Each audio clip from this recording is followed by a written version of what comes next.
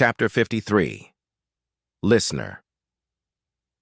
An ancient three-masted sailboat was navigating through a tumultuous storm in the sea. It was not fast, and its displacement was lacking. With the weather and the sea looking like a cataclysmic scene, the sailboat was like a withered leaf separated from its tree. However, regardless of how the typhoons rampaged or how terrifying the waves were, it continued sailing peacefully without any signs of tilting. Aler Wilson stood on the empty deck as he looked at the massive waves that resembled mountains. His thoughts were a mystery. "It's going to be Monday again," he muttered silently to himself. It was the day belonging to Mother Earth, the beginning of a series of waxing and waning. However, it meant something different to Aler. It belonged to a mysterious existence forever enveloped in grayish-white fog.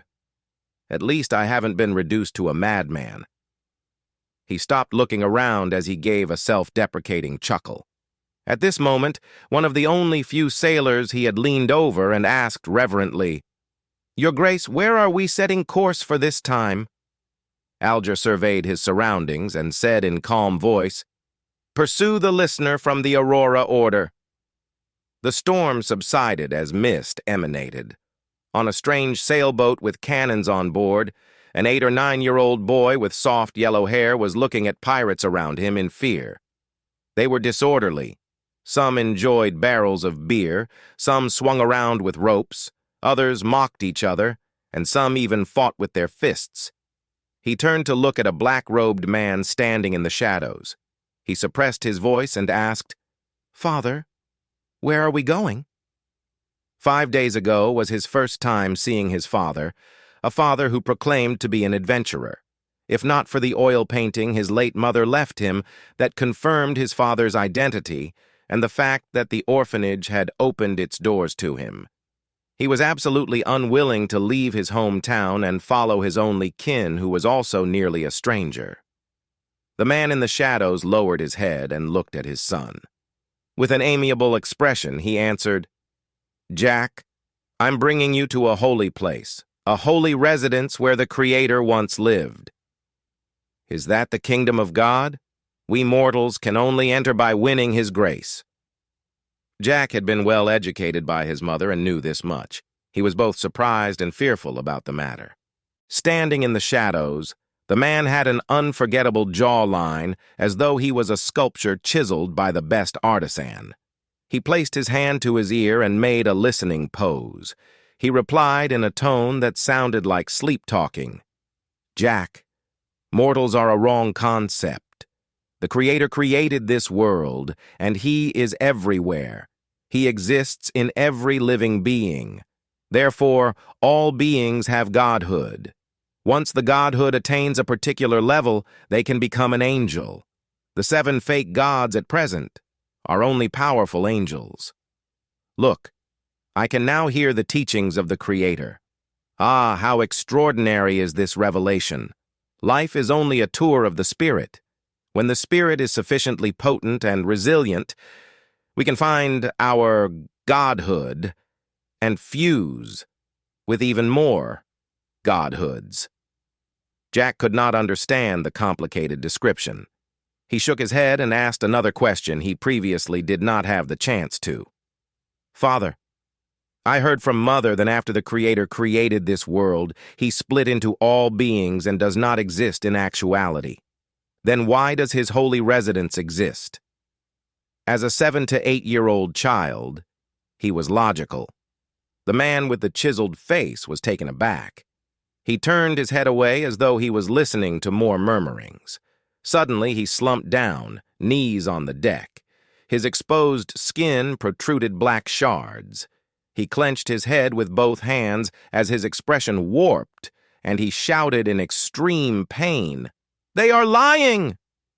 After lunch, having had old Neil promise him that he would bring him to the underground market the next time he went, Klein slowly returned to the Blackthorn Security Company.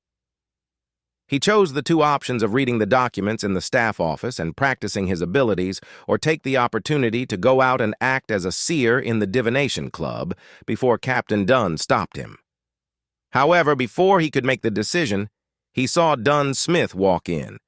He was dressed in the usual black windbreaker and halved top hat. "Captain, any updates?" Klein thought of the whereabouts of the Antigonus family's notebook as he asked with concern. Without showing any signs of fatigue in his gray eyes, Dunn said, "The facts have corroborated that the Antigonus family's notebook is in Ray Bieber's hands. However, he has vanished completely. I have already informed the various Nighthawk teams of this matter through a telegram. They were requested to pay attention to the various piers and steam locomotive stations. The first batch of printed portraits was mailed out yesterday afternoon and will be printed in various major newspapers. How nice it would be if there were phones, fax machines, surveillance cameras, and big data. What a pity. I know how to use all of them and even understand a little of the logic behind it." Klein exhaled silently. "But regardless, we can consider ourselves as having found the notebook. And this is all thanks to you. Of course, it still needs another round of confirmations. I have already sent a telegram to the Backland Diocese requesting them to escort sealed artifact 2049 here. It was once a dangerous item of the Antigonus family. It can help us know if Ray Bieber is a descendant of the Antigonus family." A grade 2. Sealed artifact? Dangerous. They can be used with care and moderation. Klein had originally wanted to ask about the sealed artifact, its special abilities, and the danger it posed out of curiosity. But he instantly recalled that he lacked the necessary clearance. He had no choice but to give up. "May Goddess bless us." Klein tapped 4 spots on his chest, forming the sign of the full moon. Dunn pushed open the door to his office and said with a slight nod, "The Goddess has always been protecting us. Klein, if you had not chosen Seer, you would be a formal member after this matter is verified. You could have chosen Sleepless, but pity, to be frank, I'm still puzzled over your choice. Although Corpse Collector is quite off-putting, you have seen daily as well. You should know that spirit mediums vary in strength. As for Mystery Priors, they're a good choice too. At the very least, you have old Neil as a role model, so he will make sure the risk of losing control is minimized." With regards to this question, Klein had prepared an answer from the beginning. He just never had a chance to use it since Dunn did not ask. He was only able to answer in passing. He organized his words and said, "My considerations stem from the fact that Seers and Mystery Priors are considered beyonders with a support role.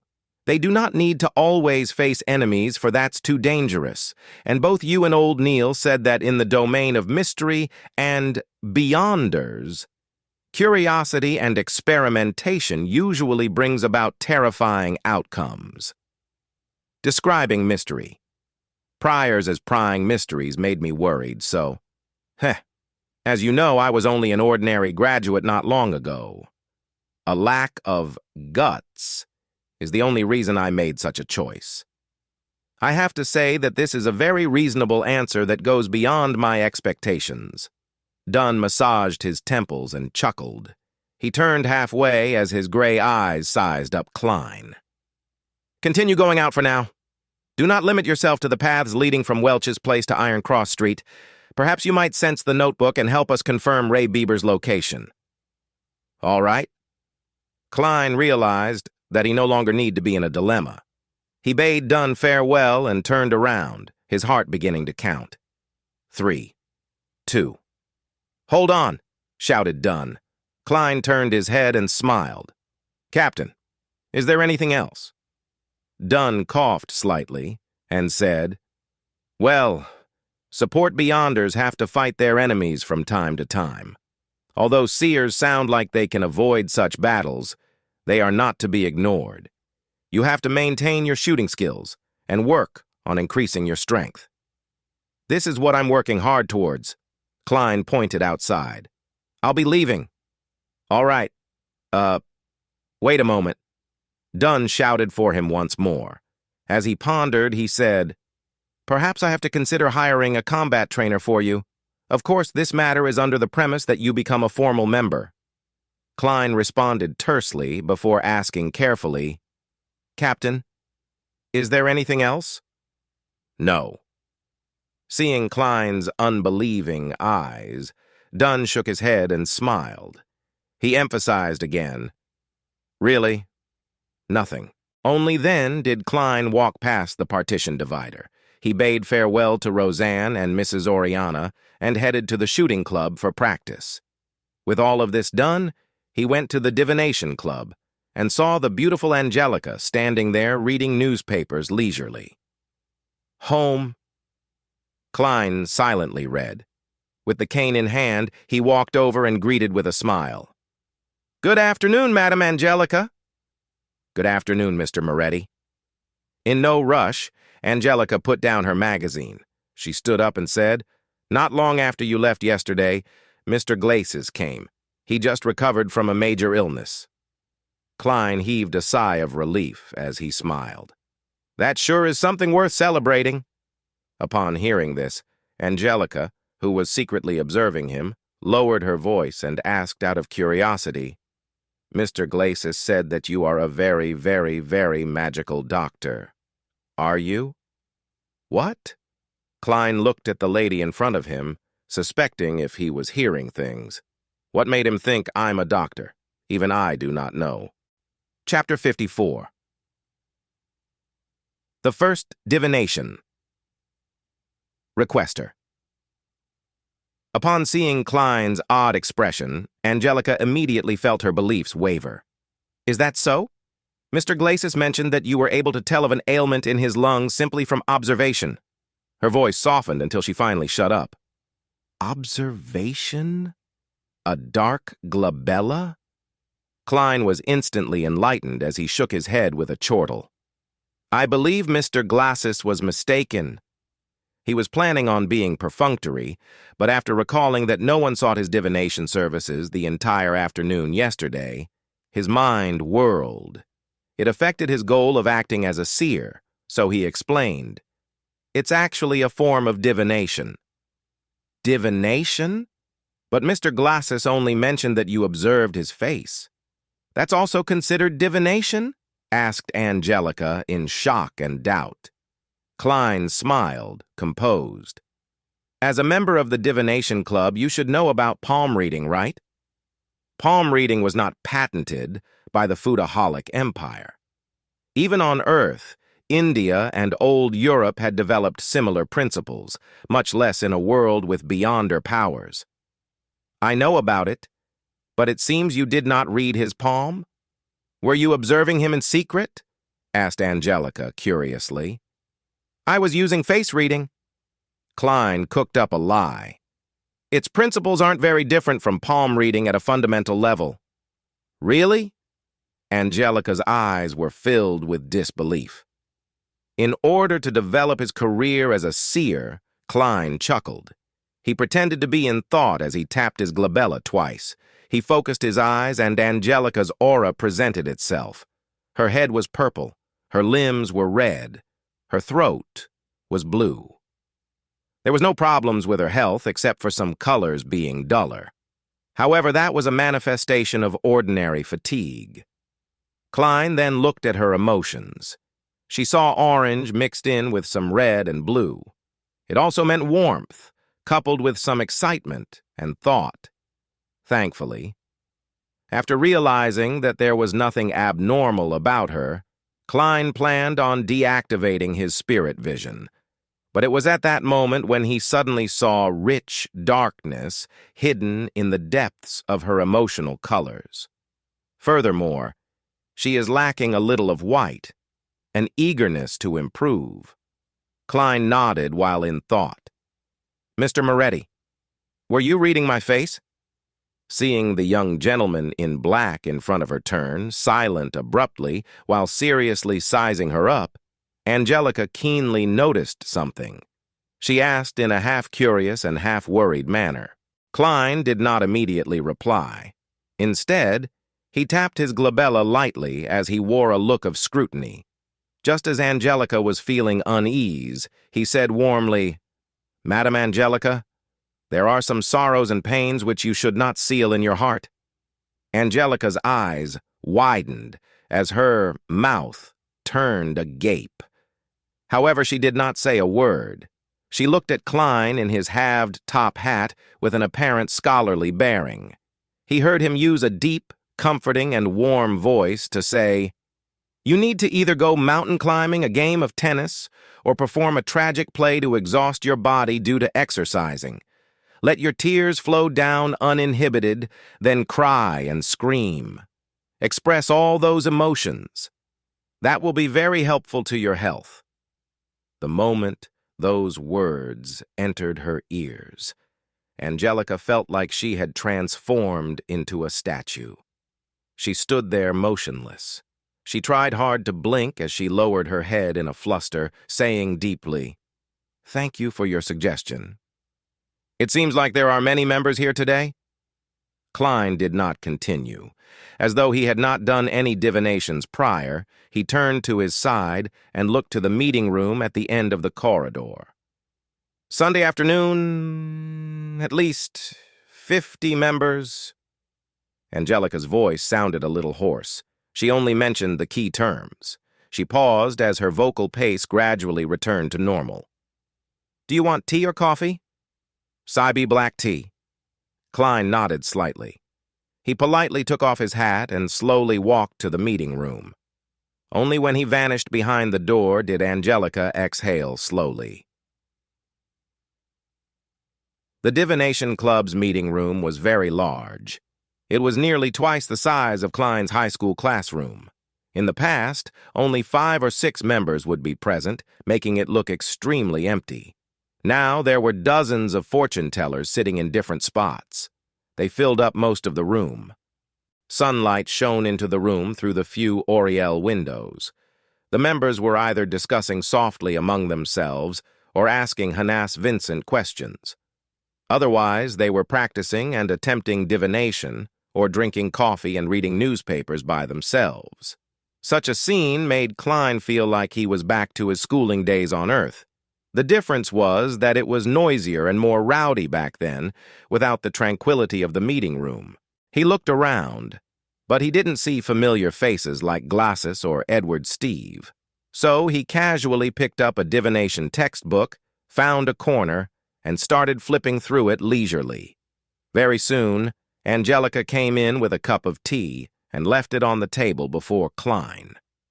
As she was leaving quietly, she suddenly saw Mr. Moretti take out an exquisite-looking silver chain from his left sleeve. There was a chunk of pure topaz hanging on the silver chain. What is he doing? Angelica slowed down subconsciously and focused her gaze at Klein. Klein held the silver chain with his left hand and allowed the topaz to hang above the Seabay black tea, just short of touching the surface of the liquid. With a serene expression, he half-closed his eyes, and the atmosphere around him suddenly turned quiet.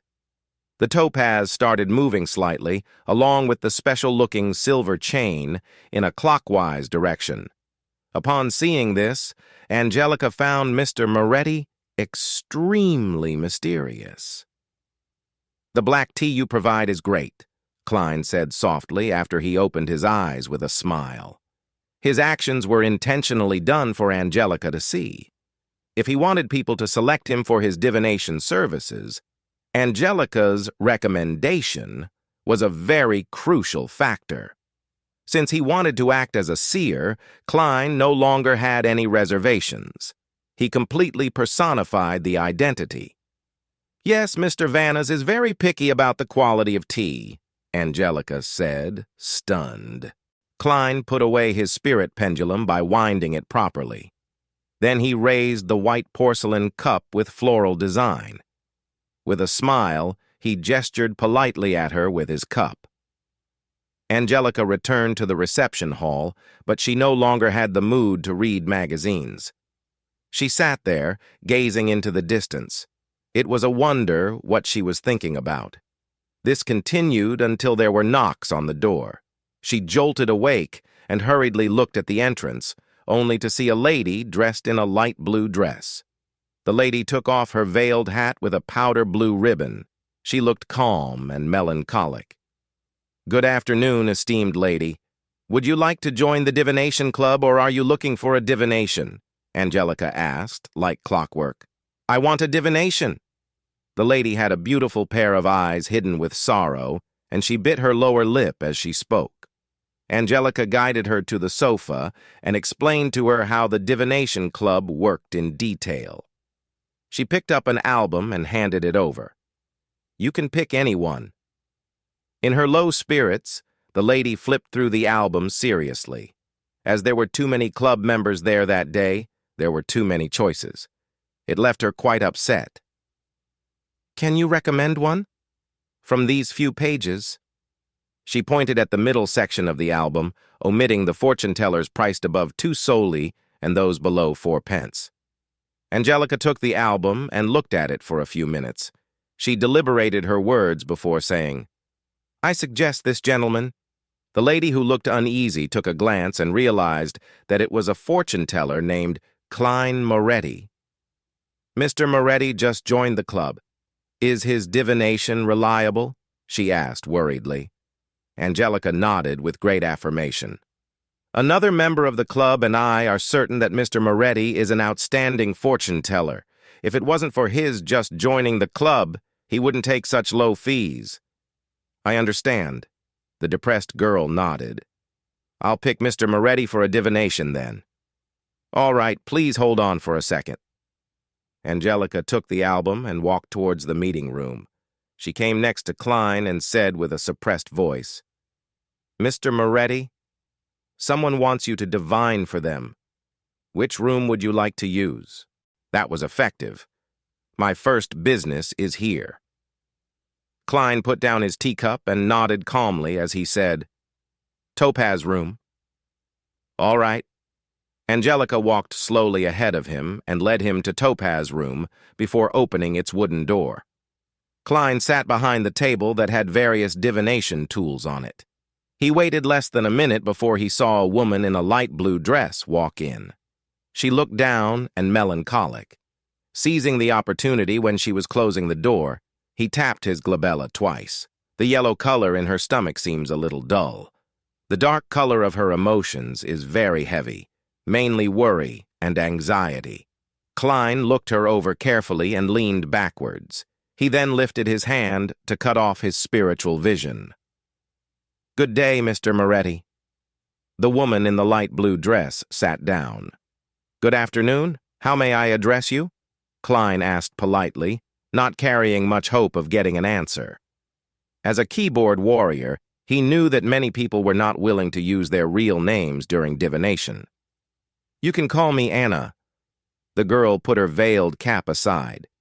She looked at Klein with mixed anticipation and doubt and said, I would like to divine about my fiancé's situation. He traveled to the southern continent in March for a business deal.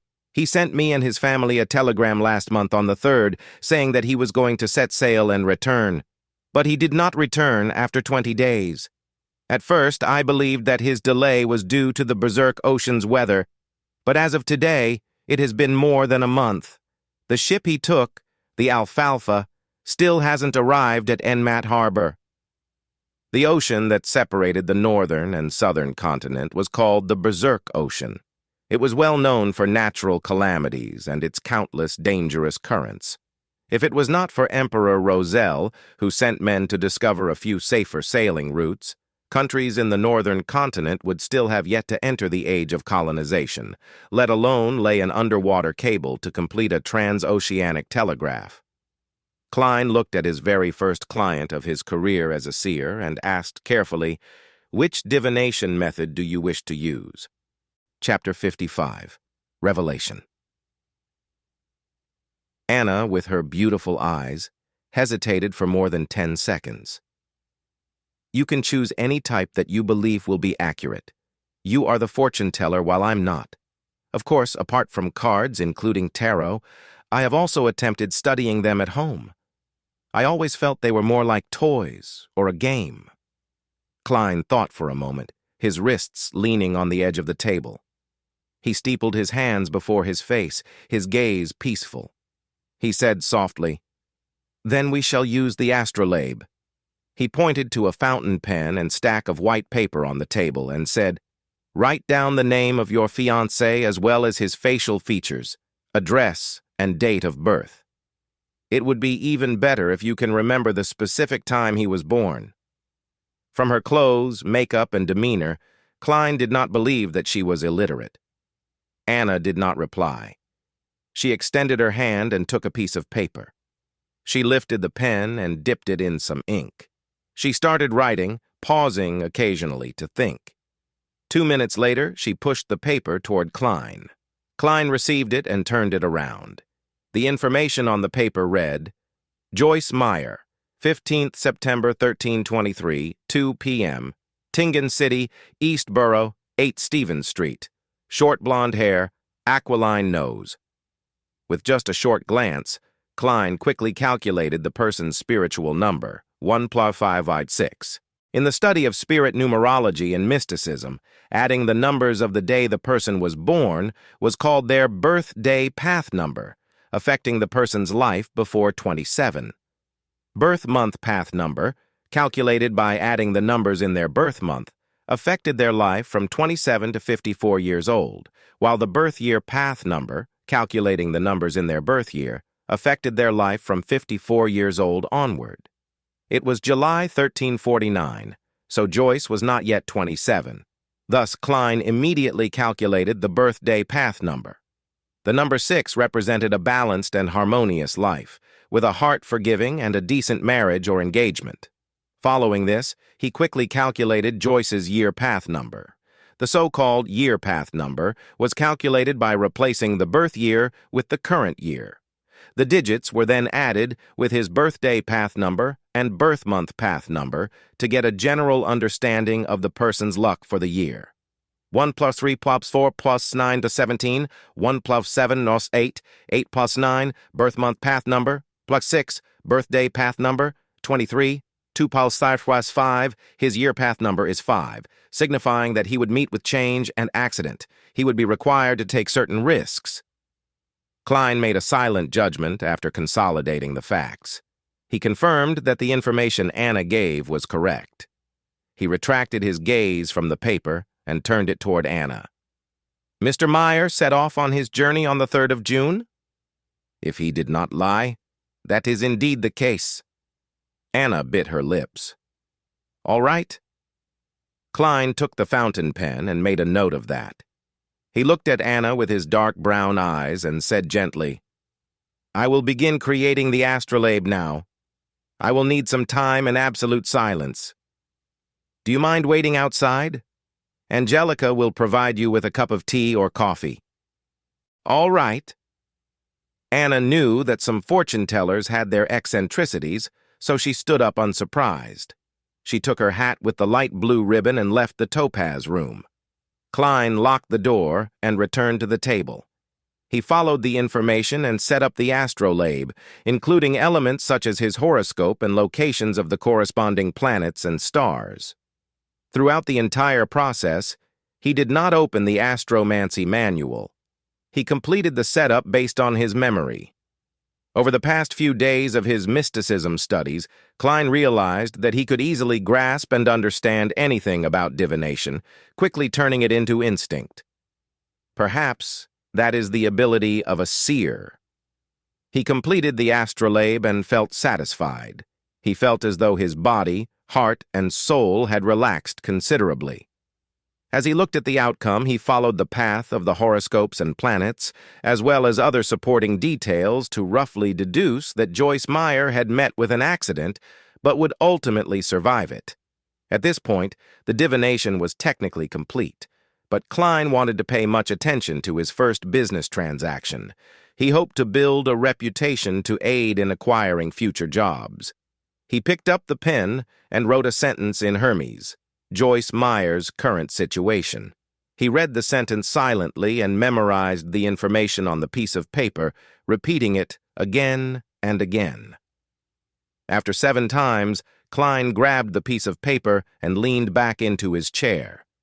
He imagined the sphere of light, and his eyes became darker, allowing him to quickly enter a state of cogitation. The surroundings took on an ethereal quality. A formless, boundless fog stretched above him. Klein recalled the contents of the piece of paper, then relaxed. He fell into a deep sleep in this state. He was using a dream divination technique, repeating the question, remembering the details, and then allowing his astral projection to roam the spirit world in a dream would allow him to gain revelations. Ordinary people also had this sort of experience sometimes, but it was hard for them to recall, as the signs in their dreams were more complicated and garbled. A seer would not have such a problem, for they could see the images directly. The surroundings began to turn hazy as Klein turned half asleep. In the contorted fantasy, he saw a blond young man with an aquiline nose. He was swimming frantically in a sea of blood, nearly engulfed by the waves. But in the end, he managed to escape to shore. The image shattered and changed. Klein saw a blue house with a toy windmill at the door. That blond young man was entering the house slowly, seemingly in joy. At this moment, the image changed once again. Klein realized that he was inside a magnificent palace. The walls were destroyed and damaged beyond repair. Moss and weeds grew in multiple areas. Through the holes in the walls, he could see a mountain peak and clouds clinging close to it outside. Atop the palace was a huge throne carved out of stone. It was adorned with dull gemstones and gold. It looked as though it was not prepared for a human. This giant throne was empty and mottled, as if it had been washed over by the ages. Klein looked around in confusion. He did not understand why he would be dreaming of such a scene. His turbid mind turned sharp as he subconsciously walked out of the palace in an attempt to ascertain where he was. Suddenly, he felt a gaze fall upon him. It was a gaze that came from behind. Klein suddenly turned around and stared towards the giant stone throne, only to see a scene of countless transparent maggots slowly twitching and growing. Klein gasped. He opened his eyes and woke up from his dream. Crystal balls, tarot cards, and the prepared astrolabe entered his vision. Reality quickly replaced fantasy. The initial dream was the result of the divination. But what was the later dream about? It seemed to be targeted at me? Klein put the piece of paper down. He rubbed his temples and contemplated. He could confirm that it wasn't his fear projecting itself in the form of a dream, for he was doing the divination himself. A palace not meant for humans on the peak of a mountain. The silent stare. The contorted and weird scene of the maggots. Klein silently guessed as he recalled. Has the luck enhancement ritual communicated with that existence? Or is it a result of the Antigonus family's notebook? Right. That notebook mentioned the nation of the Evernight in the Hornacious mountain range. The palace in the dream was on a mountain peak. He made a simple deduction and was relieved that he had picked Seer. According to Old Neil, mystery priors could also divine through dreams, but they weren't as effective as a seer. Sigh, it sure isn't letting me go. All I can hope for is the early capture of Ray Bieber. Klein collected himself and picked up the piece of paper with the diagram of the astrolabe. He slowly walked towards the door. He opened the door and headed to the reception area. He saw Anna looking out the window, completely ignoring her cup of black tea. "Ah, Mr. Moretti, is there a result?" She saw Klein in her peripheral vision and stood up in a hurry. Klein did not answer her immediately. Instead, he asked according to the revelation he received from the dream. "Does your house, or Mr. Meyer's house, have a toy windmill?" Anna's eyes widened, shocked into silence. After a while, she muttered, "That was a present he gave me. It is by the door at my house. How did you know that? Can this be divined?" Klein smiled and spoke with a gentle tone. "Congratulations, Miss Anna. Mr. Joyce Meyer is currently a guest at your place. If you rush back, you should still be able to meet him. He just experienced a calamity, an unimaginably painful journey. What he needs now are not questions, but consolation and a warm hug." "Really?" Anna asked in disbelief. The fortune-teller she knew would never speak with such certainty or give such firm conclusions. You will know if you go back immediately, Klein replied with a gentle tone and smile. Oh, Lord of Steam, is that true? Has my poor Joyce returned? Are you certain? No, I cannot believe it. Anna froze for a moment and said a few delirious words.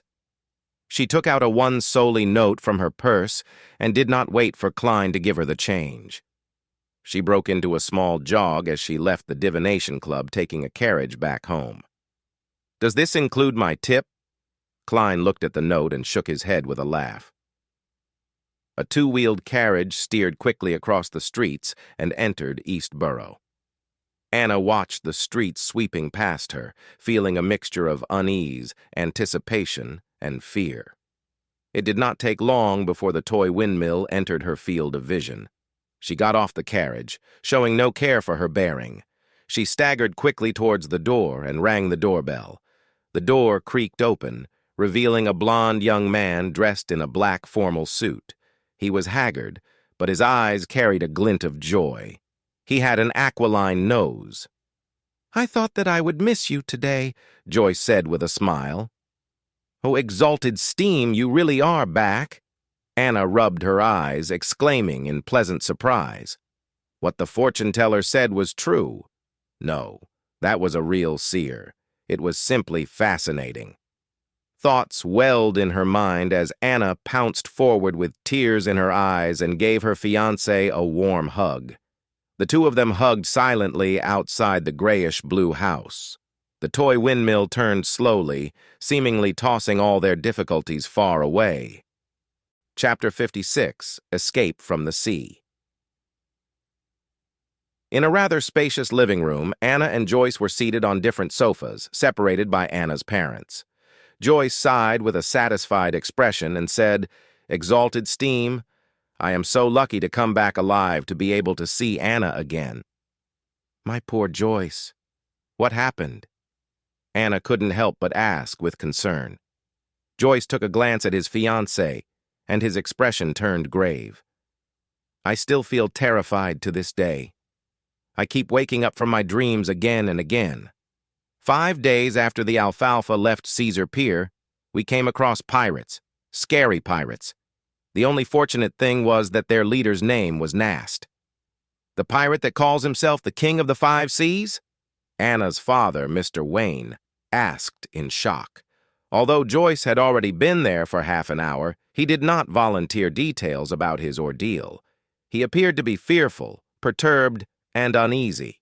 It was only after Anna returned and hugged him that he finally appeared to put it behind him. Yes. Due to his declaration of being a descendant of the Solomon Empire, the King of the Five Seas, Nast didn't believe in killing captives. Hence, we were only robbed and didn't lose our lives. His subordinates even left us sufficient food, Joyce said as he recalled the ordeal. His body started to quiver, but he continued to describe his deepest and scariest nightmare. "I didn't lose much of my wealth. I believed that my misfortune was over, but as we continued towards our destination, a heated conflict erupted among the Alfalfa's passengers and crew. From disagreement, to fighting, to drawing revolvers, and raising swords to kill each other. I saw nothing but blood during that period. One after another, people beside me fell with eyes opened, never to be closed. Their limbs, hearts, and intestines were scattered across the floors. Those of us who were unwilling to turn into savage beasts, the rational group, had nowhere to hide and nowhere to escape.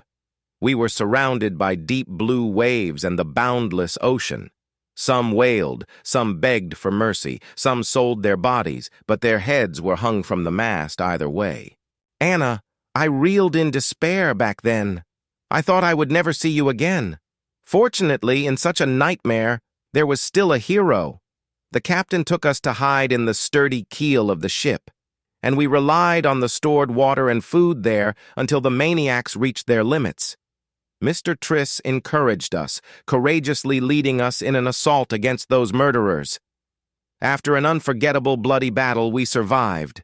But the alfalfa strayed off course, and only a third of the original sailors remained.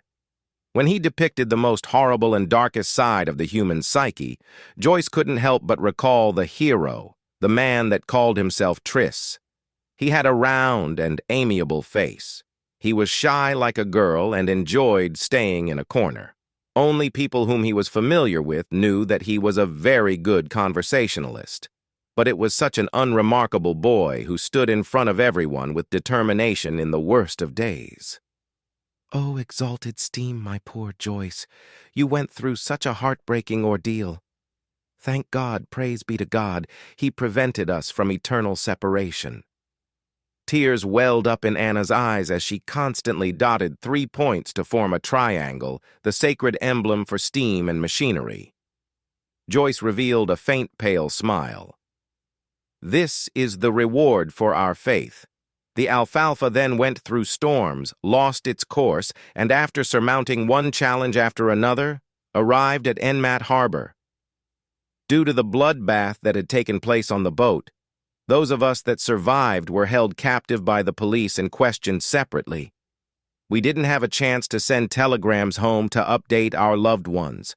When they released us this morning, I immediately borrowed some money from my friend and took the steam locomotive back. Thank God for letting me set foot on the land of Tingen again, allowing me to see all of you again." Then he looked towards his fiancée in confusion. "Anna, when you saw me, I could feel your happiness and surprise, but I couldn't understand why you rushed towards the door so excitedly right after you got off the carriage. I had planned on giving you a huge surprise." Anna thought about what had happened earlier and continued in disbelief. "There's nothing to hide, Joyce. As I was worried about you, I went to the only Divination Club in Tingen City today for a divination. That fortune teller, no, the Seer told me," he said. "Your fiancé has returned. He's in the house with a windmill." "What?" the Wayne couple and Joyce exclaimed simultaneously. Anna covered her face and shook her head. "I can barely believe it either, but it happened. Exalted steam, perhaps there really are miracles in this world." "Joyce, that Seer asked me for your name, characteristics, address, and birth date. He told me he was going to do an astrolabe divination. Then he asked me if the house with a toy windmill was yours or mine. When I confirmed it was mine, he said, 'Congratulations, Miss Anna. Mr. Joyce Meyer is currently a guest at your place. What he needs now are not questions, but consolation and a warm hug.'" "God!" Joyce found it unbelievable and incomprehensible. "Does he know me? Did someone send him a telegram? Could it be that he is familiar with the police in Enhancement Harbor? No, that doesn't explain it. How did he know that I came to your place? How could he possibly know that you would seek a divination? Did you make an appointment?" "No, I made a selection at the last minute," Anna replied with a vacant-looking expression. "Perhaps a good seer needs to be in control of vast amounts of information, even if it cannot be used any time soon. Perhaps that is the fascinating aspect of divination." Anna's father, Mr. Wayne, sighed and concluded, "In the known history of more than 1,000 years, and in the uncertain fourth epoch, divination has existed and has yet to disappear. I think there must be a reason for that." Joyce shook his head lightly and asked, "What's that seer's name?" Anna thought and said, "Klein Moretti." In the reception lobby of the Divination Club. As Klein had spoken softly, Angelica knew not to go close. Therefore, she only saw Anna leave as though she had lost her soul, wearing shock and confusion on her face. Angelica briskly walked to the sofa and asked out of curiosity, "Was the result good?" She did not dare ask the actual result, afraid of violating the unspoken rule of fortune-tellers. "Yeah." Klein nodded and took out 3 copper coins from his pocket. 1/8 of 1 soldi is 1.5 pennies, right? "Yes." Angelica looked at the copper coins and realized that one of them was a penny and 2 of them were halfpence. She quickly held it out and said, There's an additional halfpence. Klein smiled faintly and said, "Thank you for taking care of my customer. She gave me a tip, so it's only right I give you one. It's also to thank you for recommending me," he added in his heart. All right. Angelica felt an unknown fear of Klein, but since the reason was appropriate, she didn't refuse the offer. Klein returned to the meeting room, believing that there would be more people requesting his divinations. However, he did not receive a second customer by 40 minutes past 5. It wasn't because the Divination Club's business was poor, but because most people had already chosen a fortune teller. They likely were recommended by others and had long determined whose services to hire. In short, I'm still lacking in reputation. Klein laughed at himself for using game terminology. He finished his third cup of Cybe black tea, grabbed his top hat and silver-edged walking stick, and walked leisurely out of the meeting room. Angelica suddenly recalled Glassis's instructions, and she quickly moved to intercept him. "Mr. Moretti, when will you next visit the club? Mr. Glassis would like to thank you in person. I will come over whenever I'm free. If fate permits us, he will definitely meet me," Klein replied, using the tone of a psychic charlatan, as though he was in character. When he stepped through the door, Klein found Benson reading the newspaper, and Melissa putting together bits and pieces of gears, bearings, and springs in the evening sunlight. "Good afternoon. Did Mrs. Shaud visit?" Klein asked casually. Benson didn't put down his newspaper. Instead, he lifted his head. Mrs. Shaud's visit lasted 15 minutes. She brought some gifts, and she was very happy with the muffins and lemon cake that we prepared. She also invited us over whenever we have the chance to. She is a friendly, well-mannered lady. She knows how to carry a conversation very well, too. The only problem is their belief in the Lord of Storms. They believe that girls shouldn't go to school, but should be homeschooled instead, Melissa complained. It was obvious that she was very upset about it. "Don't mind that. As long as she doesn't disturb us, she will still be a good neighbor," Klein comforted his sister, smiling. The Lowen Kingdom was a multi-religious nation, unlike the Frosak Empire in the north, which only believed in the god of combat, or the Fainapotter Kingdom in the south, which only worshipped Mother Earth. It was inevitable that the congregations from the 3 major churches of the Lord of Storms, the Evernight Goddess, and the God of Steam and Machinery had conflicts in beliefs and customs. After 1,000 years of this, they restrained each other, making coexistence possible. Okay. Melissa pursed her lips and redirected her focus onto the pile of parts again. After dinner, Klein continued revising history. Only when Melissa and Benson showered and returned to their rooms did he wash up, enter his bedroom, and lock his door. He needed to organize and summarize what he had learned and the problems that he encountered to prevent himself from forgetting or missing out any critical points. Only by doing so would he be able to respond to subsequent developments in the future with a clear train of thought. Klein flipped open his notebook, took out his pen, and started writing in Mandarin. Why is the key to digesting potions acting? Chapter 57. Organization and Summary. After pausing for a moment, Klein continued writing. The essence to resolving the problems with potions is through digestion, not simply controlling it. This can be understood in a straightforward manner. Merely controlling it would be akin to using the power of potions as an external tool. A tamed beast, no matter how well controlled, would ultimately not be a part of a person. The risk of it turning on them would be ever present. As for digestion, it is to view the downed potion as a part of them. They can break it down, fuse with it, absorb it, and form an overall system. I am currently certain of this point. What is more important is how acting helps in digestion. According to my experience as a seer today, I can make 2 hypotheses. They can be verified in the future. 1. Acting based on the potion's name changes the state of one's body, heart, and soul, making them closer to the remnant headstrong psyche of the potion's core. This results in resonance, which allows gradual assimilation and absorption. 2. The remnant headstrong psyche spirit of the magic medicine might be like a computer with complete defensive mechanisms. If one wishes to attack it and break it down, they will need to find a bug, security hole, or key. The name of the potion provides a corresponding clue. Thus, we can disguise our body, heart, and soul as part of the system through acting, and so we deceive the system's defenses. This line of thought is similar to Emperor Roselle's description. No matter which guess is right, there is no escaping the body, heart, and soul, for they are the only bridge between acting and the power of potions.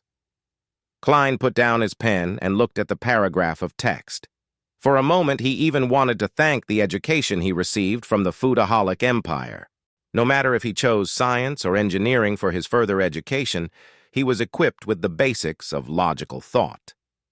Otherwise, there was no way he could have become a keyboard warrior, nor would he have been able to analyze his current situation. Acting might have an effect, but we'll have to wait and see for the specifics, Klein guessed. After that, he wrote down his second question. Why would a seer, being more well-learned and professional in the domain of mysticism, be lacking in means when it comes to direct combat? Wouldn't being more well-learned and professional make a seer even more powerful, giving them the ability to discover a way to defeat their enemies? The reasons could be: first, just like the web novels I've read in the past, I have transmigrated to a game world that has become reality. Thus, different jobs come with different specialties that have to be balanced against each other.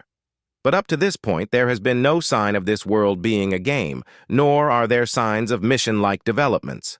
I'll put this reason on hold, but it's very unlikely.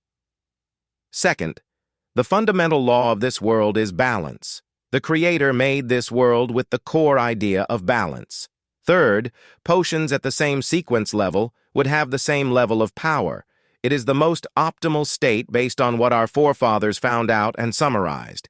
Exceeding this level of power would make it easier for one to collapse and lose control. Below this level of power would make it such that one would not obtain the desired beyonder powers. Thus, under the situation of a balanced power level, being stronger in one area would naturally mean that one is weaker in another area. Fourth, everything in this world originated from the same source. They were formed by the remnants of the Creator. Thus, everything in this world is technically fragments of the Creator, and the fact that they have to complement each other would mean that there are inherent shortcomings to an individual. I am leaning towards the third and fourth reasons, but the latter stems from an unconfirmed myth and can only serve as a guide. Thus, I shall use the third reason as a guide and try to ascertain it using my current knowledge and future studies. At this point, Klein had already written 2 full pages, but did not stop. Instead, he penned a new question. From what I learned today, my luck enhancement ritual is categorized as a classic ritualistic magic. Similar kinds of ritualistic magic can be split into 3 parts, the first being a sacrifice that sparks the interest of a corresponding existence. The second is comprised of incantations specifically describing the existence in question. The third is using simple formatting and symbols to convey what one is asking for. Using this as a benchmark to analyze the luck enhancement ritual, there's an obvious problem. There is no third part. It has the sacrifice aspect in the placement of staple foods and walking a square in a counterclockwise manner with 4 steps. There is also a clear indication who the incantation is for, such as the phrase, "Blessings stem from the immortal Lord of heaven and earth." But all I did after was close my eyes and wait. There was nothing in the ritual that described the goal of enhancing my luck. In other words, the corresponding existence has no way of knowing what the so-called luck enhancement ritual is asking for and can only do as they see fit. Do as they see fit. What a troll! Isn't that darn quintessential divination and arcane arts of the Qin and Han dynasty too much of a troll? I must have had rocks in my head back then for trying. Klein stopped writing and took 2 deep breaths, trying hard to calm himself down. He spat out a foul breath and continued writing. I can consider redesigning the ritual, making it more complete. The motive of the ritual shall be to return to Earth, back to the world with my parents and friends. Then here comes the question. Was the entity truly acting on a whim? Or is there a deeper meaning to it? Also, is the entity that the descriptive incantations point towards in this world the same one from Earth? If so, the difference in results between the first and second ritual could be explained as the entity doing as it wishes. But the results of me appearing above the gray fog during the second and third time, while being able to connect to justice and the hanged man, has basically no differences. Why would that be so? If the fourth ritual tomorrow afternoon shows me the same stable results, that would mean that the effects are consistent. That would mean that the unknown entity has an agenda I do not know about. If that is the case, adding new descriptions and requests would not get me a clear response. In fact, it might complicate the ritual and result in adverse effects. Would the difference between the first ritual and the subsequent rituals, under the premise that the entity I called upon is the same one, mean that the results would be different depending on the world I'm in? It is like I am using a different interface. Then how can I design it to obtain my desired outcome? If I think that the entities behind the first and subsequent rituals are different, some of the questions can be perfectly answered.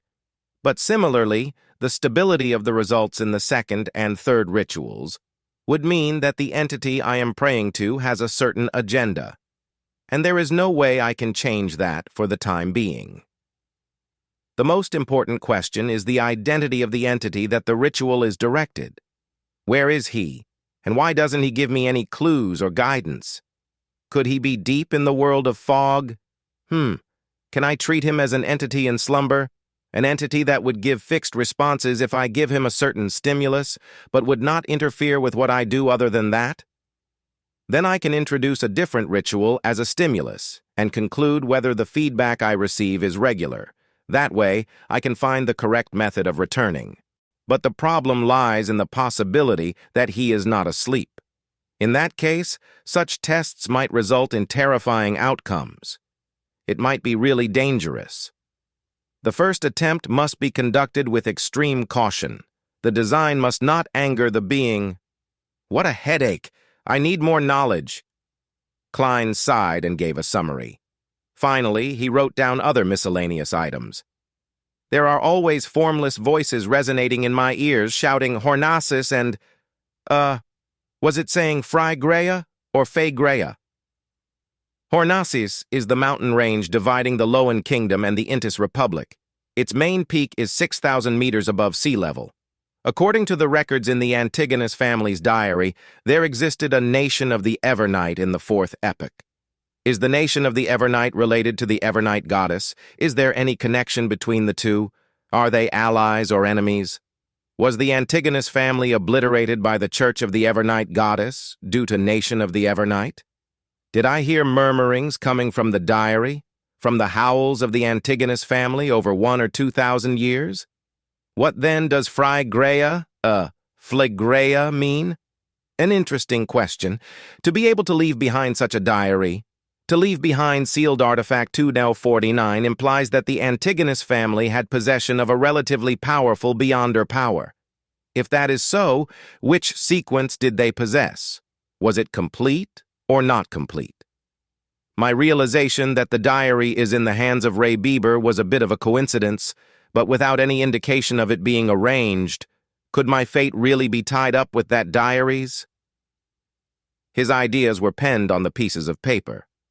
Klein tried his best to write down the events he had experienced and his guesses about their meaning. He wrote a total of 4 pages on both sides of each page. Rip. Klein suddenly tore off the 4 pages and read them from top to bottom, sometimes marking certain sections with his pen, adding a few sentences at other times. Time flew quickly. The crimson moon was temporarily covered by dark clouds. Klein picked up the pocket watch on the table, snapped it open, and looked at the time. He put down the watch and took out a box of matches from his drawer. He lit one and brought it close to the 4 pages of notes. The orange flame ignited the edges of the paper and quickly spread. Klein placed the notes on top of the wooden dustbin and watched the ashes drop. He then released his fingers, allowing the papers to fall. In just 10 seconds, everything had disappeared. All that was left was the still swirling ash and the charred bottom of the dustbin. As there was Emperor Roselle's secret diary in this world, Klein did not dare leave behind any evidence that he knew how to write Chinese. If old Neil and the rest discovered the 4 pieces of paper he wrote, he would have no idea how to explain the matter. And while writing the confidential questions, Klein was worried that the one paying attention to his dreams would be able to see and decipher the contents no matter which language he used, be it Loan, ancient Fasak, or Hermes.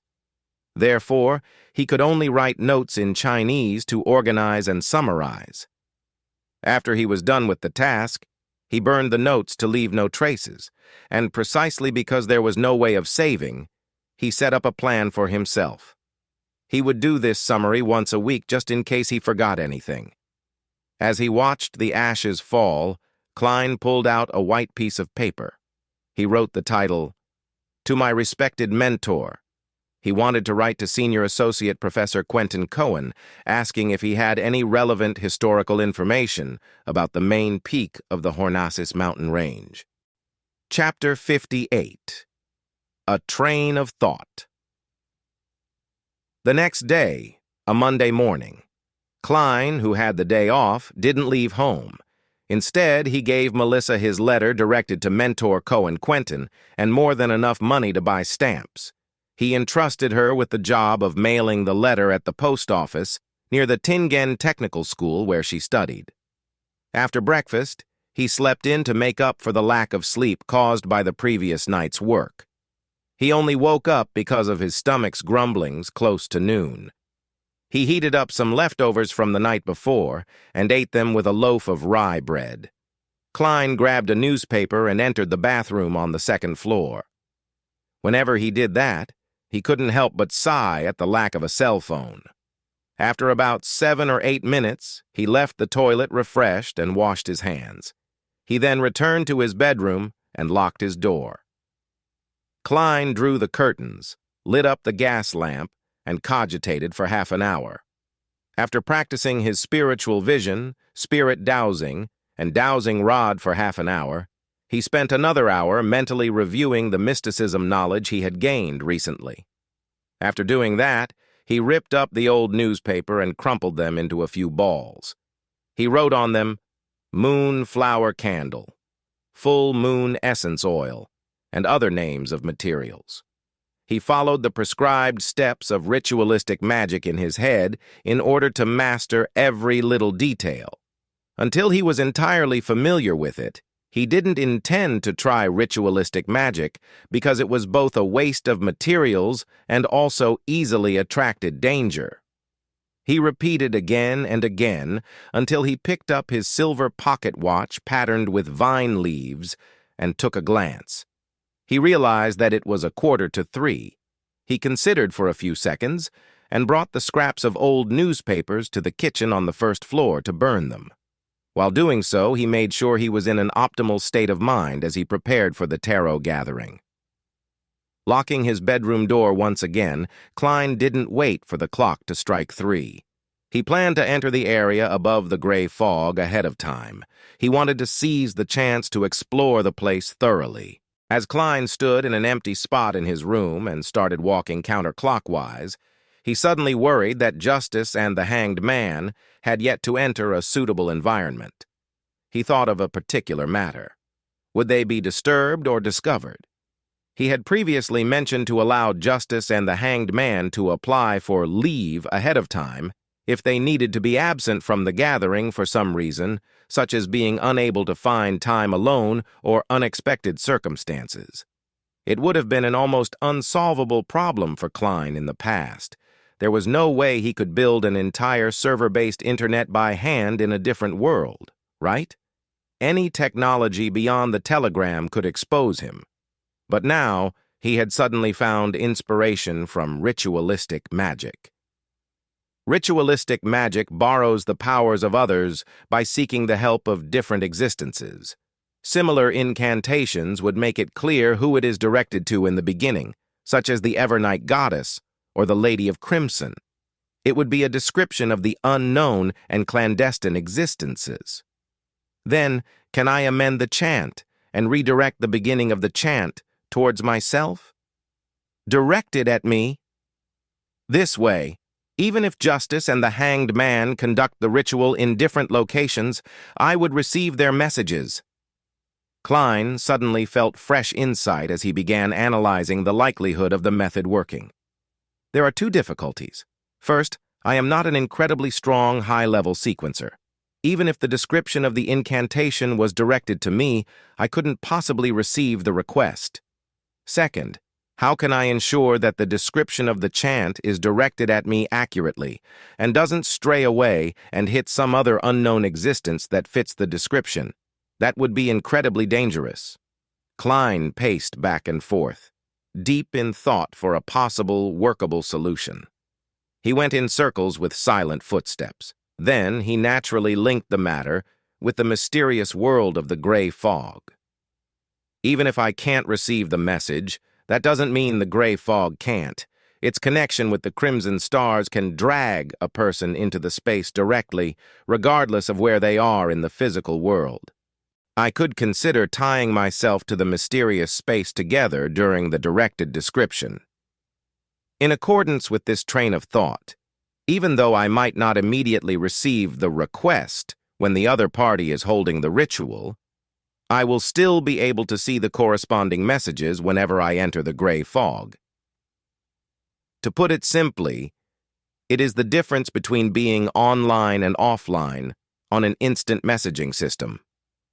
Klein became more excited the more he thought. He felt that his idea was worth a try.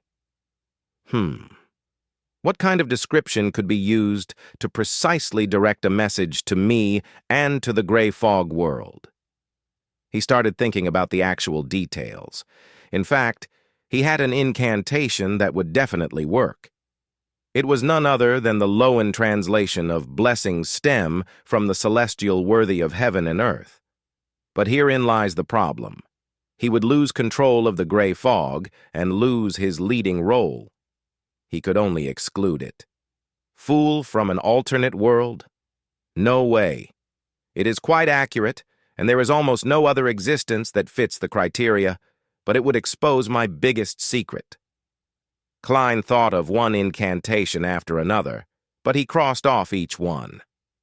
After about 7 to 8 minutes, he finally decided on the description of the first paragraph that directed to him. The fool that doesn't belong to this era. It was obviously not accurate enough. Therefore, Klein quickly added, the mysterious ruler above the gray fog. The combination of the two lines practically limited it to him. Furthermore, he had tied the gray fog to him. It's still a little short. I cannot eliminate the possibility that there are multiple spaces and rulers above the gray fog. I cannot eliminate the fact that the description might be directed to the spirit world. Klein creased his eyebrows and planned on making it more certain. He thought for a full minute and finally decided on the last part of the description. The king of yellow and black who wields good luck. It shared a similar meaning to blessings stem from the exalted theurge of heaven and earth 1. If the incantation purely depended on that part of the description, it might end up being directed away and provoking unknown, dangerous existences. But with the first 2 lines as a limitation, and his experience of arriving above the fog through a similar incantation, he believed that the target's description could result in a perfect lock-on. Klein wasn't sure if casting the ritualistic magic with those 3 descriptions would be effective, but he was definite that it would not attract the attention of another existence. It wouldn't throw Justice and the Hanged Man into danger. Klein heaved out a long sigh and recited the incantation that he had decided upon. The fool that doesn't belong to this era. You are the mysterious ruler above the gray fog. You are the king of yellow and black who wields good luck. He nodded his head slightly and took out his pocket watch to confirm the time. It's already 2:58. Without further thought, Klein put away his pocket and entered cogitation. Soon he chanted and took 4 steps counterclockwise to form a square. The most ferocious noises and heart-stirring roars were heard once again. He felt the headache that was even harder to deal with than the pain of consuming the Seer potion. The pain was not a sharp pain that tore through his head.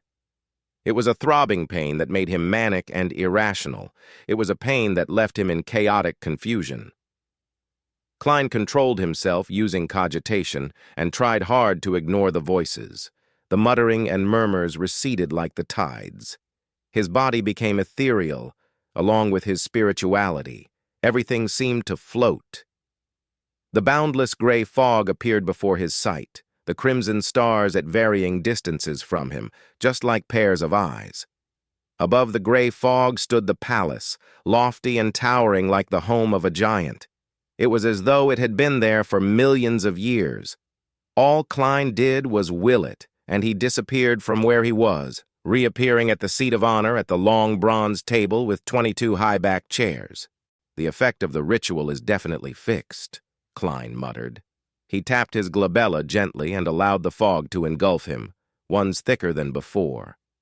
According to the description of the hanged man, if Justice had become a spectator, it would be best not to reveal any of his tics before her. Without any time for exploring, Klein extended his right hand and formed an invisible connection, connecting him to the 2 familiar crimson stars. On the roaring blue waves of the Sonia Sea, an ancient sailboat was sailing with the wind.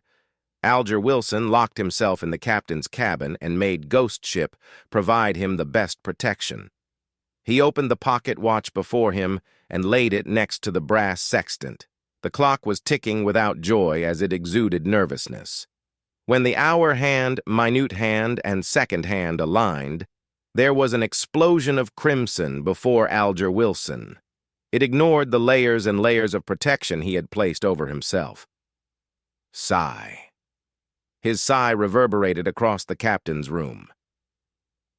Backlund, Empress Borough. Audrey Hall laid against a down feather pillow and glanced at the yellow paper in her hand. Her gem-like eyes looked like they had 2 souls spiraling slowly in them. Her gaze was calm and cool, as if she were waiting for a play to begin. As the crimson red erupted, she looked at herself being swallowed with complete detachment. Above the gray fog, in the magnificent palace, on the ancient and mottled long bronze table, Klein, who had already activated his spiritual vision, looked over when Audrey Hall's figure began to form. He was not surprised to see that the colors deep in her aura had blended together. It became pure and serene, like a lake that was clear and reflective. She really did become a beyonder.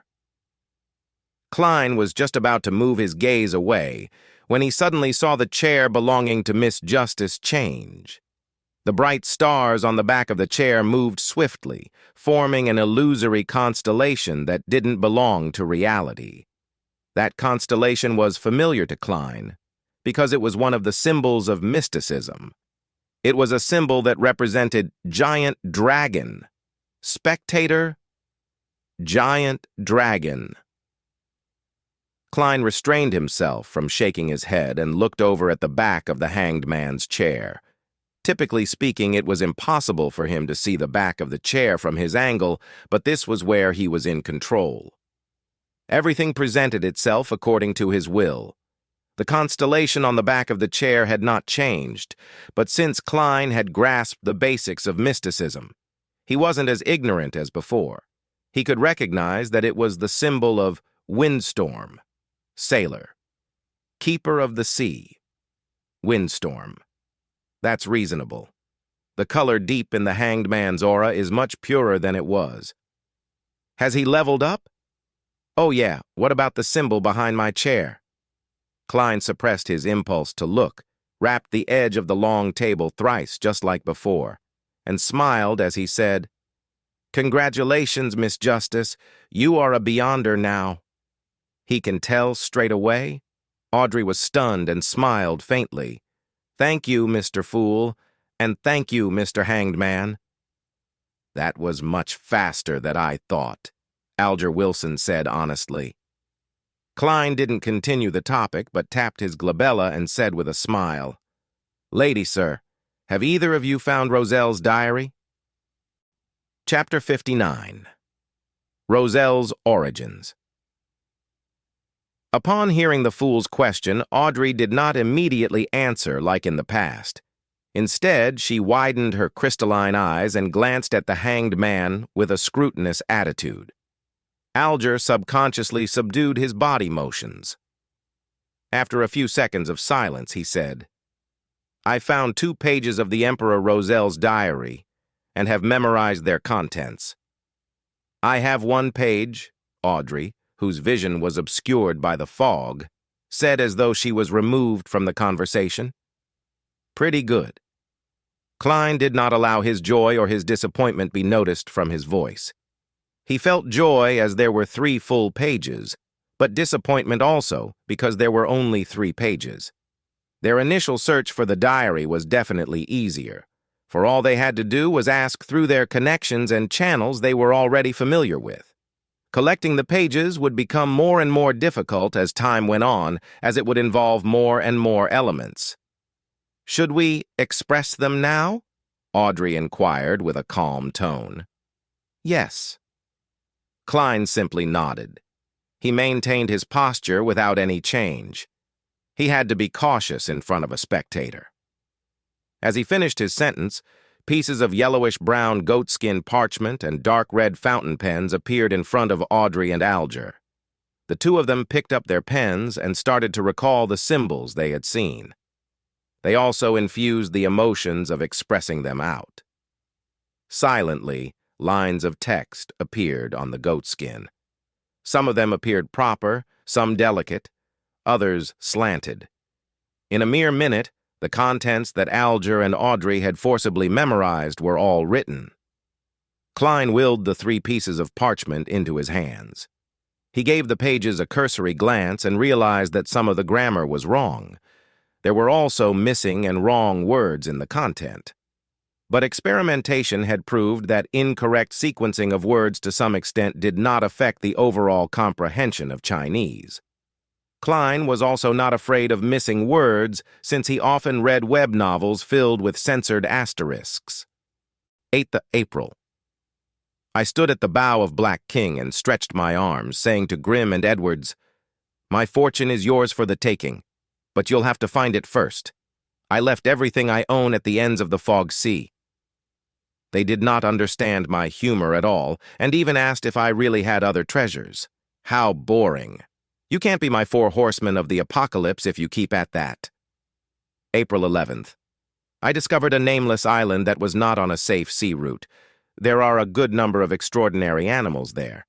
No, I prefer calling them extraordinary beings. It feels more impressive that way. Other than that, there are several weird creatures on the island. I believe that if Darwin had been transmigrated there is no way he could have written his theory of evolution. April 15th. Grimm has suddenly become a little odd.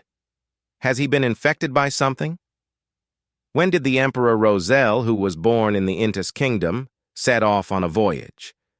The Fog Sea should be the sea west of the Intis Republic. Yay. I need to use historical information from the library to cross-reference this. Klein quickly finished reading a page, casting his gaze to the back of the piece of paper. At this point, he no longer hid the fact that he could decipher Emperor Roselle's secret symbols, since this ability fitted the persona and status of the fool. Audrey and Aler did not speak. They waited silently, as if unsurprised by such a revelation. In fact, they even believed that it was only right. October 2nd. They actually wanted me to marry Matilda from the Abel family without even consulting me first. Heavens, I have not even met her.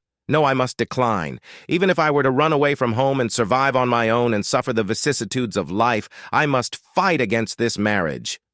October 5th. Miss Matilda is really pretty. October 6th. Her personality and her demeanor is just my type. I am starting to look forward to the marriage. Hey, Emperor, where is your integrity?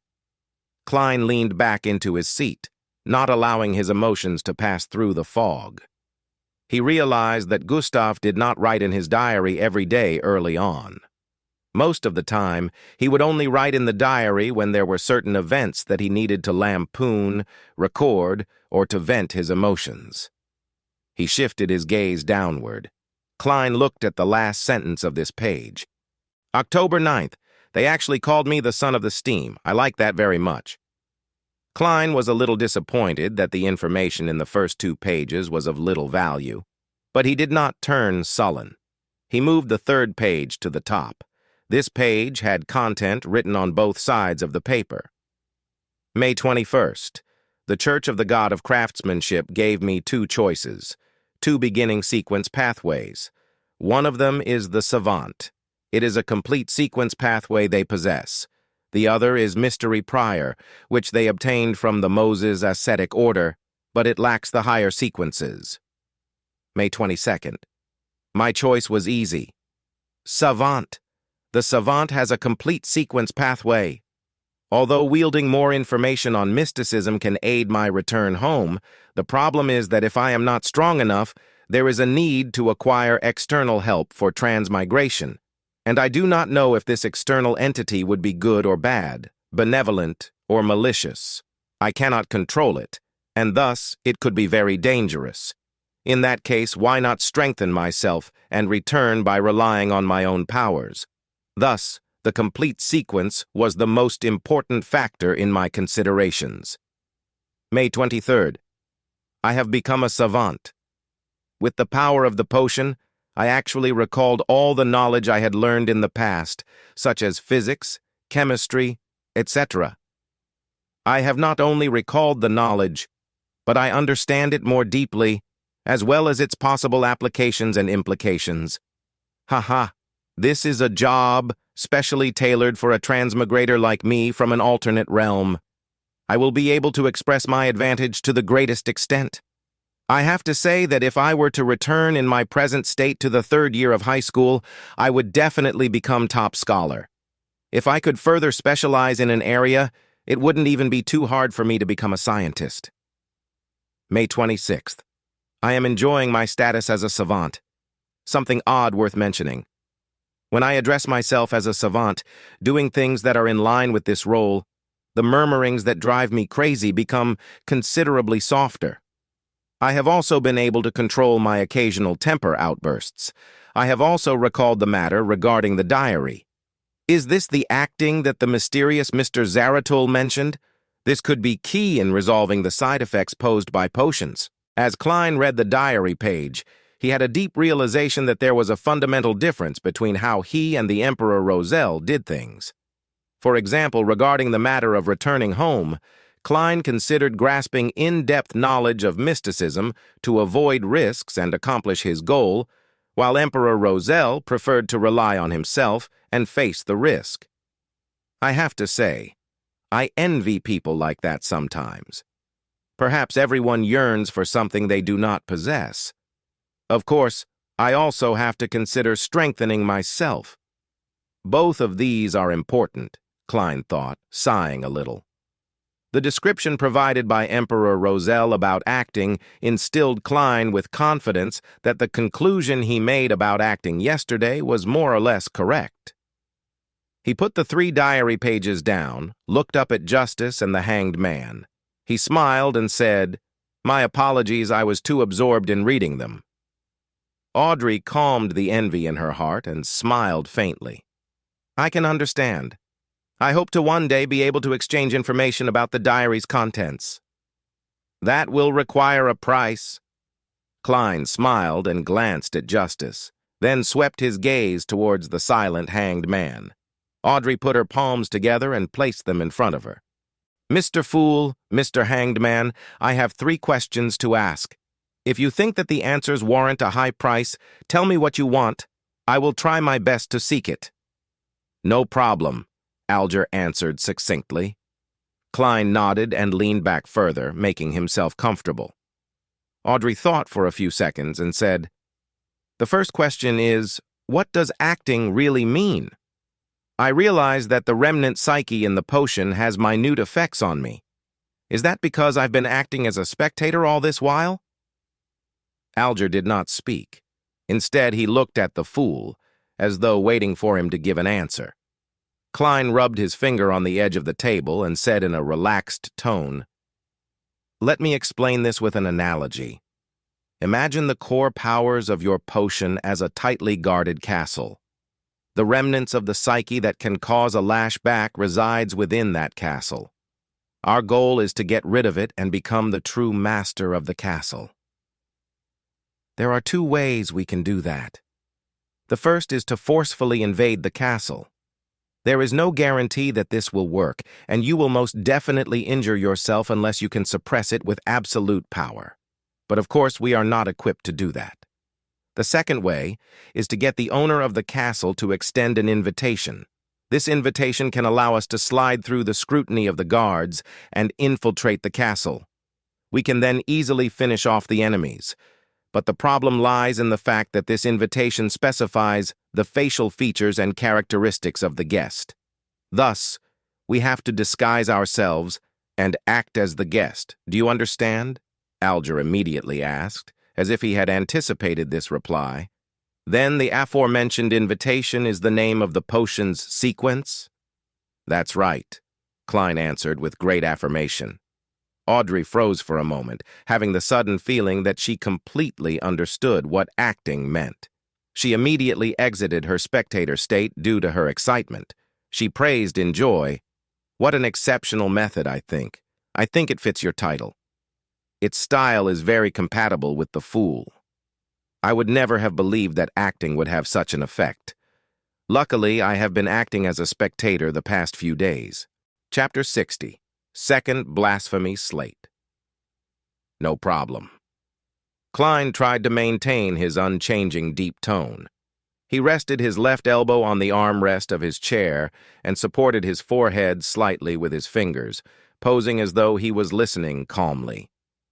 Alger deliberated over his words and said, "The Antigonus is an ancient family. Their history can be traced back to the cataclysm epoch before the 4th epoch and is related to the second Blasphemy Slate." "The second Blasphemy Slate? There's a second Blasphemy Slate? How many are there?" Klein's pupils shrank, and he nearly changed his posture.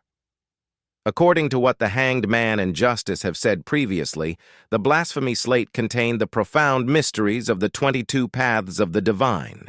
There are 2 of such important items, or even more. 22 paths of the divine, sequences and pathways. Could these 2 nouns mean the same thing? Every complete sequence pathway leads straight to the throne of the divine. At that instant, the description of the second Blasphemy Slate gave Klein numerous thoughts. He believed that if not for the thick, grayish-white fog concealing him, his emotional reaction would probably have been discovered by Miss Spectator. As for the words cataclysm epoch, he was no stranger to that term as a historian. It was the name of the 3rd epoch. After his recent revision, Klein even knew that the 3rd epoch was separated into 2 eras, the Glorious Era and the Cataclysm Era. A second Blasphemy Slate? Audrey plainly revealed her ignorance on the matter. Before she calmed her emotions, she returned to her spectator state. Nice question. Klein secretly cheered for Miss Justice. It was a question inconvenient for him to ask as the fool. Alger stole a glance at the fool and noticed that his posture remained the same, nor did he make a sound. Hence, he thought and answered, "The first Blasphemy Slate appeared in the Dark Epoch, which is the second epoch where we humans struggled to survive under the protection of gods. The second Blasphemy Slate appeared at the end of the 3rd epoch. It could even be said that its appearance symbolized the end of the cataclysm epoch. The content of the 2 blasphemy slates is kept secret by the 7 major churches. I only know bits and pieces of it. I only know that they involve the pathways to godhood, but I am not sure of the differences between them. Was the blasphemy slate that Emperor Roselle saw the first or the second? Audrey asked curiously. Upon hearing that, Klein recalled what Alger said about the potion names during the first gathering. He said that the names of the sequence potions were derived from the blasphemy slate. Similarly, Captain had also mentioned that the formation and completion of the potion system was thanks to the birth of the blasphemy slate. That indirectly confirms that the pathways to godhood are the sequence pathway. Klein answered his earlier question silently. Then Alger simply replied, "The second one." The glint in Audrey's eyes diminished, and she returned to her spectator state. She did not continue asking questions. Instead, all she did was focus her gaze on the hanged man. It was obvious that her scrutiny made Alger uncomfortable, but he suppressed the emotions within him. He lowered his voice and continued.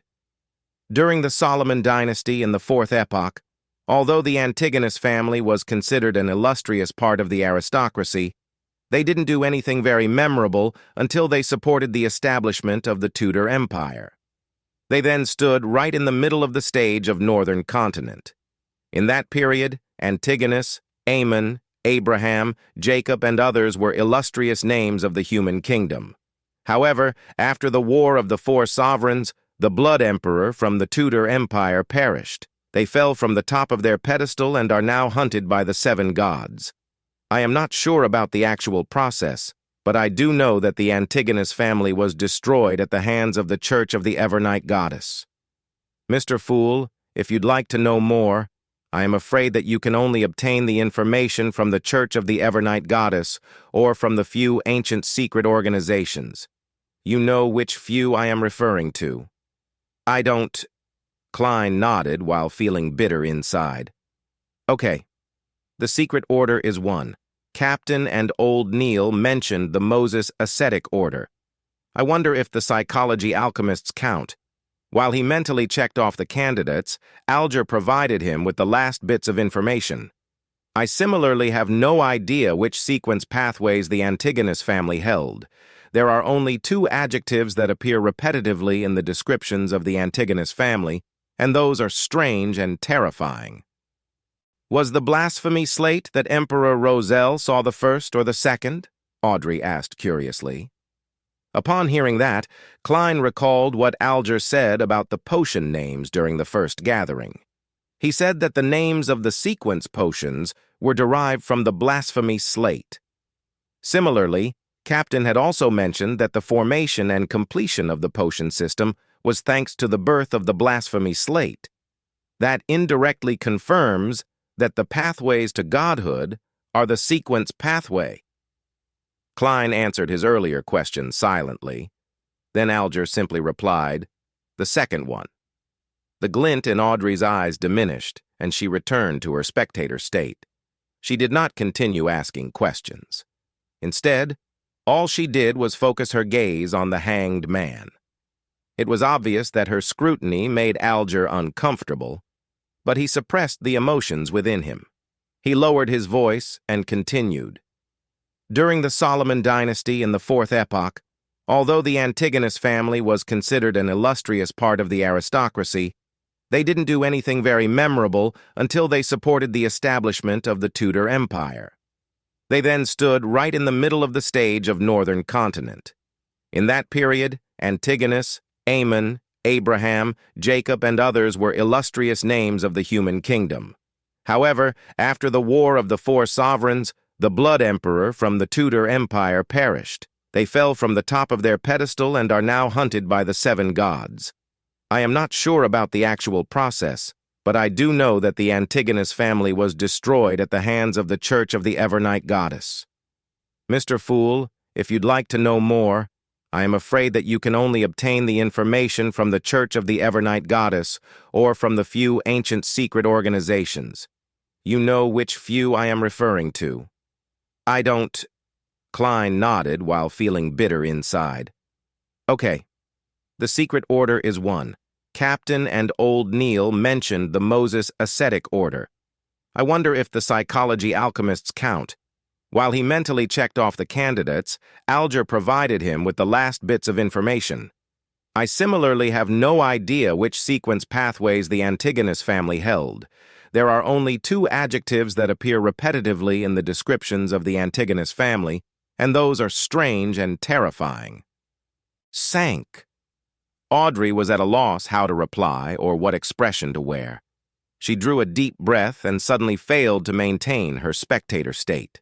She asked bashfully, the third question, if, and I'm saying if, a normal animal were to drink a Sequence 9 potion, what would happen?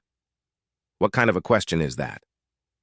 Klein tapped his glabella unnoticeably with his finger that was supporting his forehead. Very quickly, he saw the changes in color and noticed that Audrey's emotions had turned frantic, nervous, and a little ashamed. Could she have done something that stupid?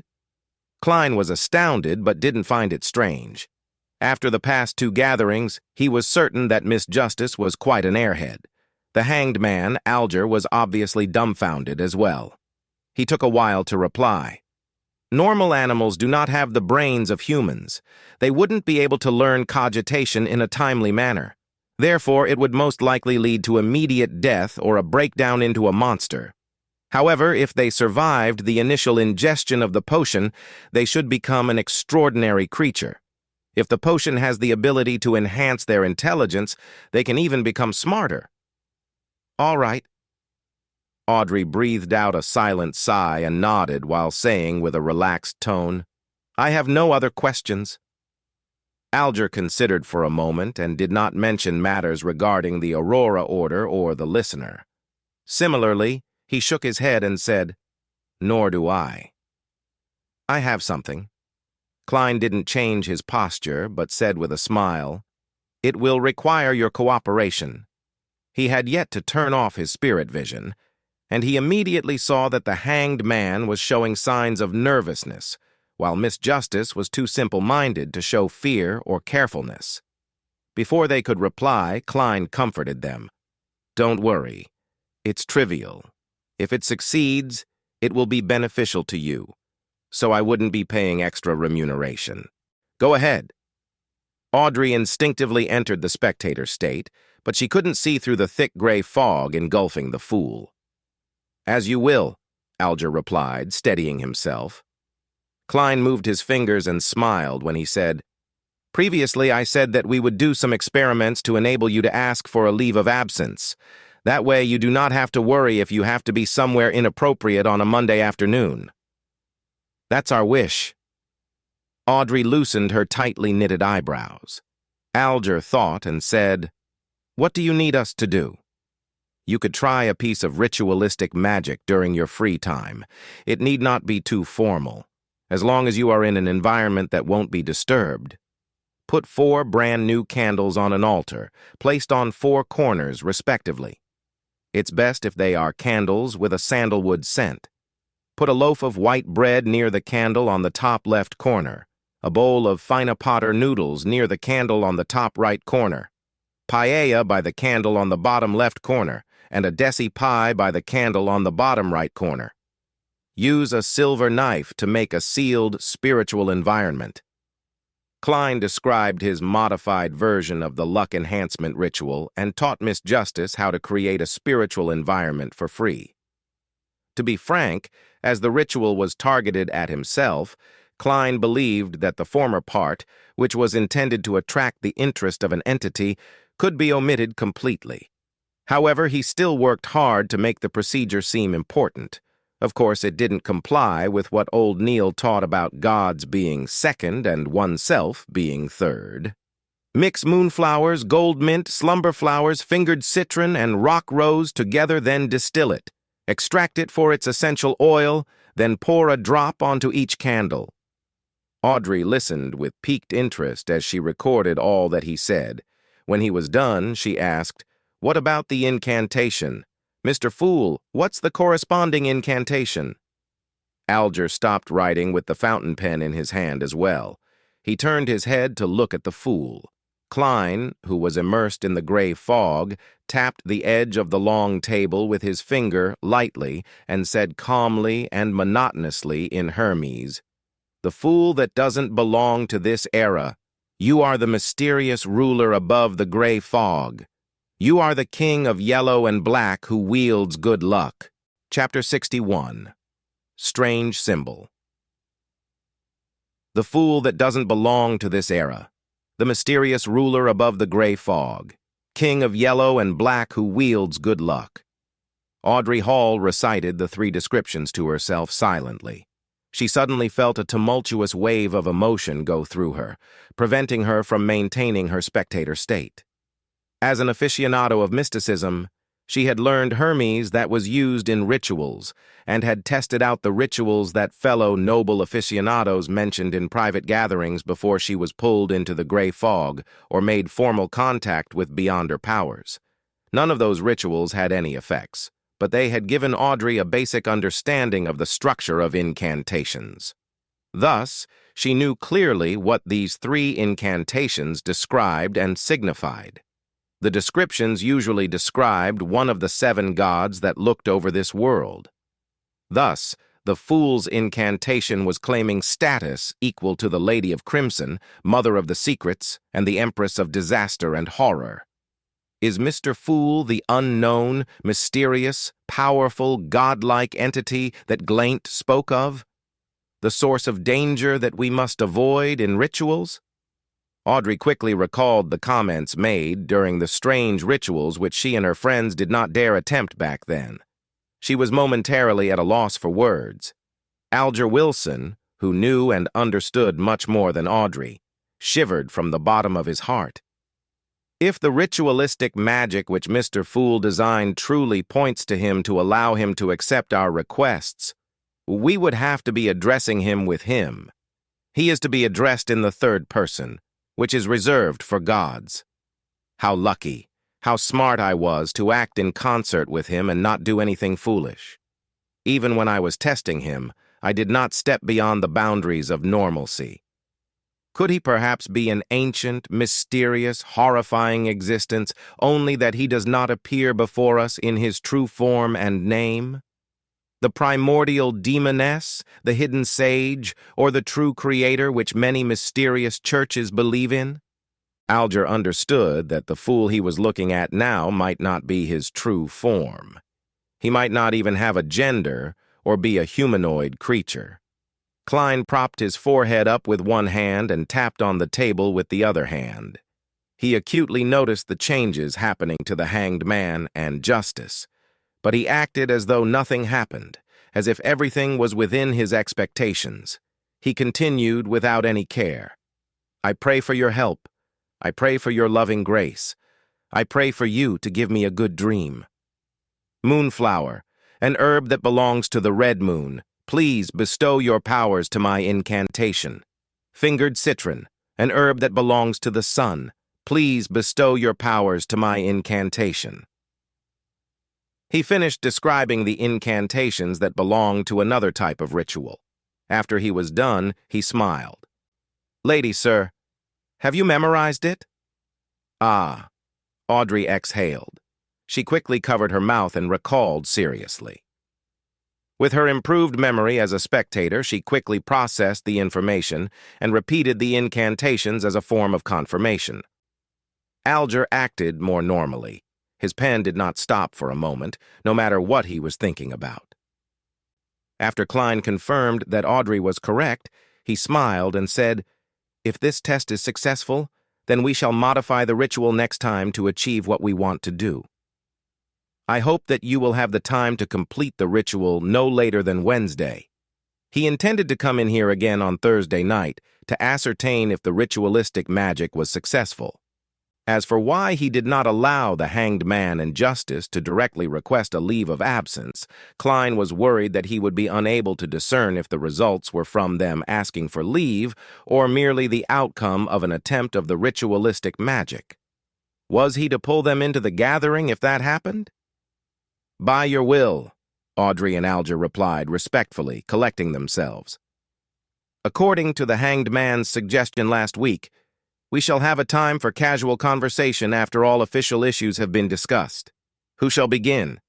Klein gave a hand gesture, signaling for someone to start. Audrey sighed and said, Mr. Fool, the suggestion you made regarding the exam selection and the separation between civil and political matters has received the approval of many members of Parliament. Perhaps it could become a reality.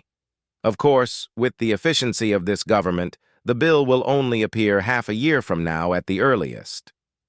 She was not worried that the hanged man would track her down, using this piece of information.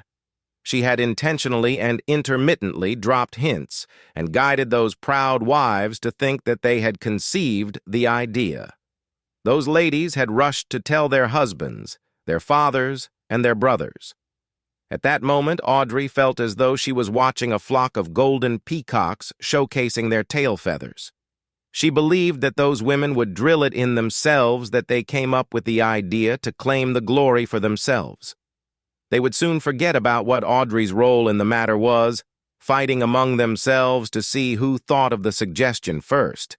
Using this remarkable way to change the system of a kingdom gave Audrey a weird sense of satisfaction, as if she had found a way for a spectator to influence the plot of a play. Let's hope so, Alger replied sarcastically. He paused for a few seconds, then glanced at the fool. He deliberated before saying, In recent decades, the amount of activities of the various secret organizations has seen an upward trend. In fact, there are even new secret organizations appearing, some of them having reached scale with a good number of beyonders. Are you trying to ask me for the reason? I have not even gained access to information about illegal organizations. Klein merely smiled without commenting on the hanged man's news. He changed the subject and said vaguely, An ancient power is about to wake from its slumber. For example, the power represented by the Antigonus Family diary. Is that so? Alger muttered softly to himself, as though he recalled something. Klein swept his gaze toward the hanged man, then past Justice and said with a smile, If there is nothing else to share, then let's end today's gathering here. By your will. Audrey and Alger stood up together. Klein moved his finger and severed his connection with the dark red stars. He watched as the two figures vanished from the magnificent palace. He stood up and turned toward his own chair, which was also the back of the seat of honor at the bronze table. He looked at its symbol. Radiant stars formed a strange symbol. It was not a symbol that fit anything in Klein's present understanding of mysticism. He observed it closely before identifying the pupil-less eye, a symbol representing secrecy. He also saw contorted lines that represented change. Each of the symbols were missing a portion and were overlapped with each other, creating a new symbol, an incomplete secret and an incomplete change. What do we get when we add them together? Klein creased his brows and muttered to himself, unable to come up with an answer. He retracted his gaze and walked along the ancient, magnificent palace. His eyes scanned every corner of the palace. Back when I casually imagined this place, it was merely a rough concept. I did not describe the shape of the palace, table, or chairs. Where does this design come from? The best choice? The first prototype? Or are they a reflection of reality?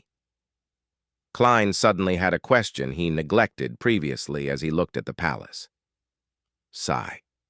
I have to say that even though I am a keyboard warrior, I am lacking experience in many areas. I am also not observant enough to the point of only realizing this question now.